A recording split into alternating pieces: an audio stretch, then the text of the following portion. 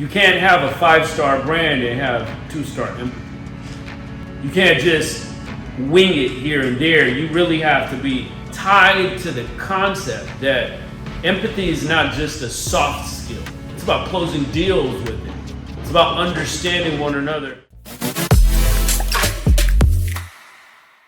Define empathy. Who can define empathy? I would define it as Yeah, go ahead. knowing, experiencing something that someone else has experienced. So standing in somebody else's shoes. Yeah. Okay. Ma'am. Being able to understand the way another person feels and care about that as if it's yourself. Okay. Compassion for others. Compassion. Okay. Do you think the communities that we serve need empathy? Most definitely. Yes. Okay. All right.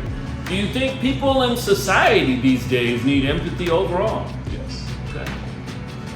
So let's talk about empathy in the context that empathy is a business strategy. Not that you're going to become fake, but all business is about relationship building. The best relationships are built on empathy. It's not just a trait to have, but it's a value in business. So let me bring up one of the businesses that I think has continuously displayed that. Back in 2008, Tony Hsieh had a company. Does anybody know what the shoe company is called? I've talked about it before. Zappos. Right?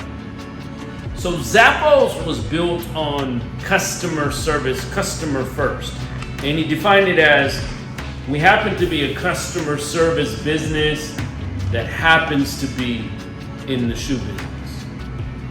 Some of the things they were counteracting, if you walk into Nordstrom, you can try on the shoes. You get the feel of the shoes. You've got a professional person trying to put the shoes on you. And then you get to walk around a little bit. But online, you don't have that experience. You have to buy it and then try it and then send it back. A lot of people thought that online clothing was never going to take off. Online shoes were never going to take off. Online groceries were never going to take off because you got to squeeze the Charmin and feel the tomato, or do you? And so in his quest to provide that gap, that customer service approach was really important. Return policy was amazing. You can't walk into a store and then wear the shoes and then the sole is falling out and then go and return it with that. Zappos, you had an unbelievable return policy. The people online, the people that were actually the representatives, a lot of companies have time limits on how long you can talk to a customer. Well, why is that? Because they're trying to go to the next one. Okay. You ever been at a restaurant? They come quickly to give you your check and be like, is there anything else you want? And you start clearing the table, like they do over here at Kaya Sushi. Because they want you out. They're trying to turn the table. So to turn the profit, right? So to go on to the next customer. He had no time limits. So he literally allowed his reps to talk for hours. And sometimes it wasn't even about shoes. Case in point, this lady called. And she was really saddened because her mom had bought a pair of shoes. And unfortunately, the mom never got to wear the shoes. Her mom passed away. And so she had called. It wasn't on her account. It was on her mom's account. So some companies would be like, no, we need receipts and blah, blah, blah, blah, blah. The sales rep said, no problem. We'll return the shoes, even though it was past whatever grace period they had. It had been months. But when someone passes away, you're going through their affairs, it might take you a little bit, right? And the guy understood that. And then the rep went one essence beyond what most people would do. He went ahead and sent flowers and a card because he knew what the lady was going through. And that flowers and card and that story, not Zappos itself, but the lady put it on social media at the time.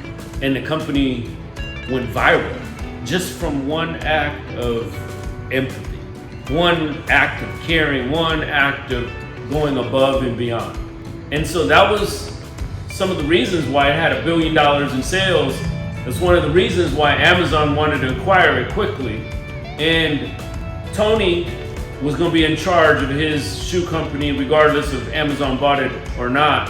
And we had the pleasure of going to their headquarters and see how they operate. And it was completely a different type of culture there. Customer first, always, not in the beginning of the transaction. In real estate sales, what is the customer first? In the beginning. But as soon as you go through escrow, you got them, and then it closes, where's the customer now? They're not first anymore because they already closed the deal. But in there, it wasn't transactional, it was transformational. And because he held that value in the company, unfortunately, he passed away at a very early age. But he built a tremendous company that Zappos culture is talked about a lot in retail. The other point is that empathy is a force of tradition, if you will. So when you start a company, you have to look at what aspects of empathy you want to ingrain in the culture. So there's this gentleman, Daniel Lubertsky. He starts this company. You guys all probably nibbled on his product. It's called the Kind Bar, right? And he started the Kind Foundation, and he said people should be able to have good ingredients and then serve the public at the same time. And so they always use the freshest ingredients with purpose. But beyond that, he started a foundation called Empatico, or empathy as it is. And what it is, taking the classroom to all the places around the world. It's a video type of classroom. So he's able to educate children in faraway places that don't have access to education.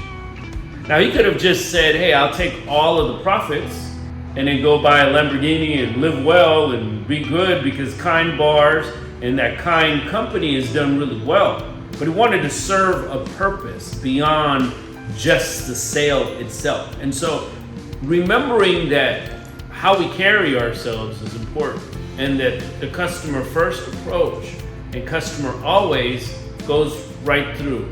It's not just about closing a deal. It's about really understanding the customer and the client. And one of the reasons why he named it Kind was because he wanted that to be the spirit of the company.